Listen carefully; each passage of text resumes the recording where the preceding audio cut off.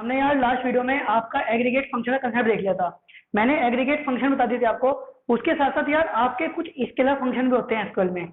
अगर मैं scalar function की बात करूं तो स्केलर फंक्शन इतने सारे हैं कि अगर मैं उसको कराने बैठ जाऊं तो बहुत टाइम निकल जाएगा।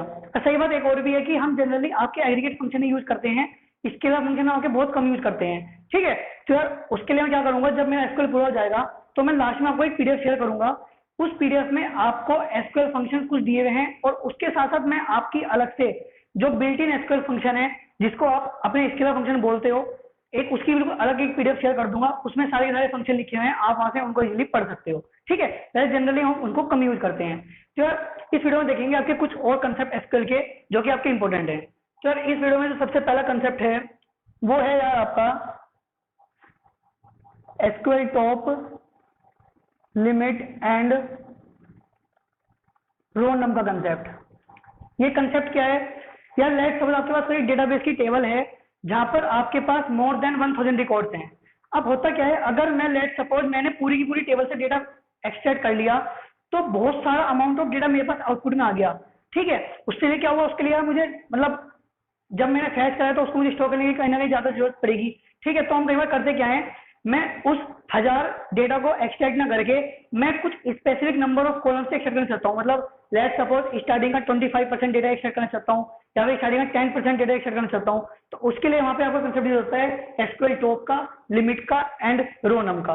अगर मैं आपको बताऊँ तो जो एसक्यूएल टॉप है ये आपका हर जगह यूज ही नहीं होता है। मतलब अगर मैं माई एसक्यूएल की बात करूँ तो माई एसक्यूएल डेटाबेस में आपकी लिमिट क्लोज यूज होती है एंड ओरेकल में यार आपका रो नम यूज होता है।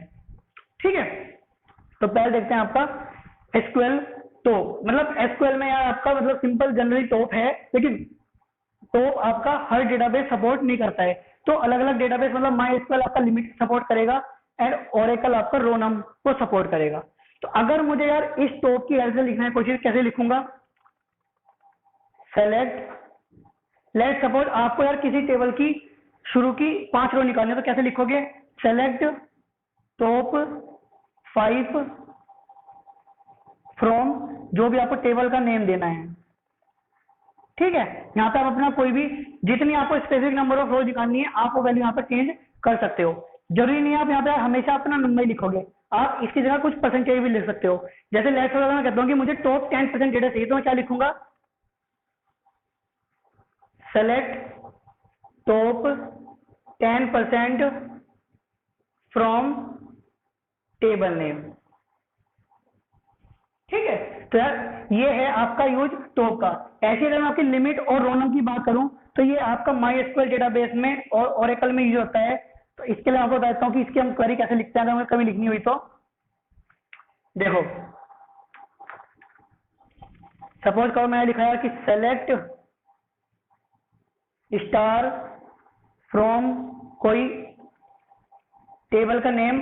अब मुझे क्योंकि लिमिट लगाना है या फिर अगर मुझे रो नम लगाना है तो उसको मैं हमेशा इन दोनों में बाद में लगाता हूँ। मतलब अगर मुझे लिमिट लगाना है यार तो उसके लिए मैं लिखूंगा select star from table name और बाद में लिख दूंगा आपका लिमिट, जितनी आपको नंबर ऑफ रोज निकालनी है लिमिट 3। मतलब शुरू की 3 रोज आपकी यहाँ से फैच हो जाएंगी। अगर 5 करने तो मैं लगा सकता हूँ यहाँ पे आपकी 5।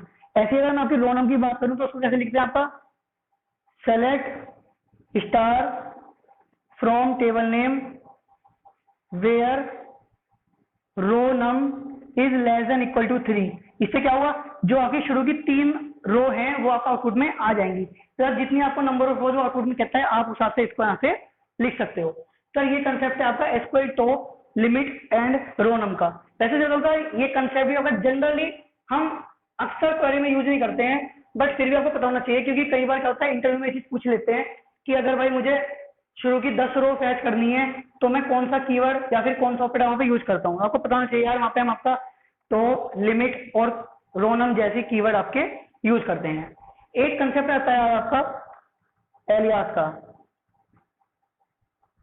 एलियास इज इन एसक्यूएल, बहुत इंपॉर्टेंट पार्ट है यार।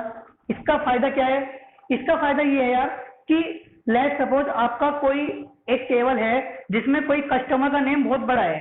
ठीक है, अब मैं चाहता क्या हूं कि जब मैं उसका आउटपुट में निकालूं तो जो कस्टमर नेम वाला कॉलम है उसका जो नाम दिया है बहुत बड़ा, लेट्स मैंने दे दिया कि कस्टमर डिटेल्स फ्रॉम बिगिनिंग। तो कस्टमर डिटेल फ्रॉम बिगिनिंग उस कॉलम का नाम हो गया।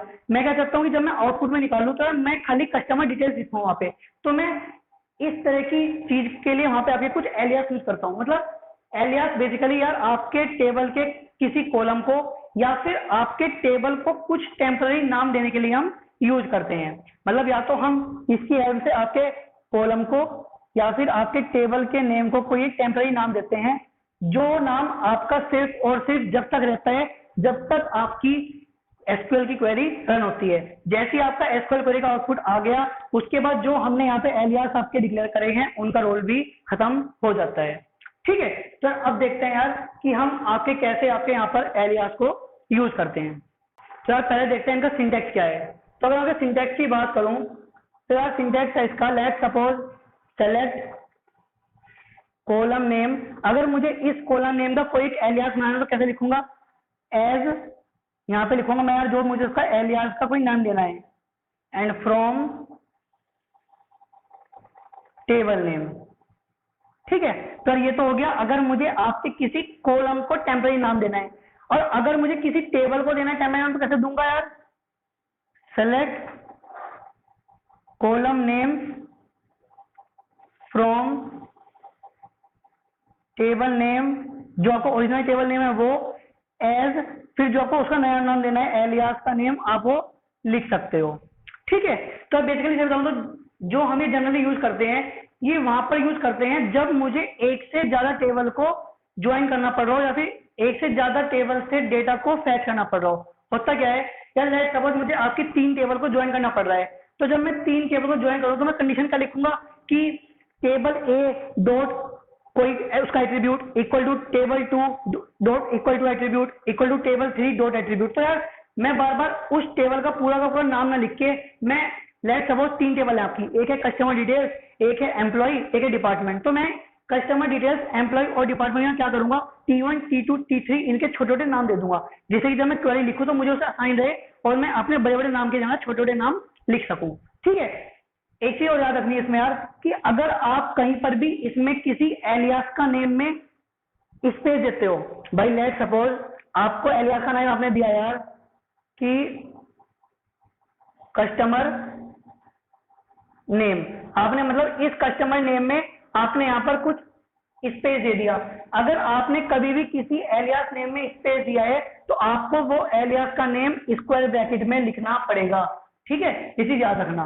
और यार वैसे मैंने आपको बता ही दिया है कि जहां पर भी मैं आपका एक से ज्यादा टेबल से डेटा फैच करने की कोशिश करता हूँ वहां पर हम जनरली आपका एलियास का यूज करते हैं, और ये सिर्फ एक टेम्पररी नाम देने के लिए यूज करते हैं। जैसे आपकी एसक्यूएल क्वेरी पूरी होती है आपका एलियास का काम पूरा हो जाता है। ठीक है, तो इस वीडियो में इतना रखते हैं। नेक्स्ट वीडियो में डिस्कस करूंगा कि कैसे हम आपका ज्वाइन वाला कंसेप्ट और जो एक ग्रुप बाय वाला कंसेप्ट है उसको हम कैसे यूज करते हैं एसक्यूएल में और कैसे हम उन सब की क्वेरी रन करते हैं।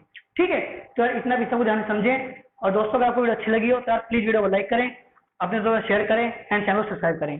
थैंक यू यार।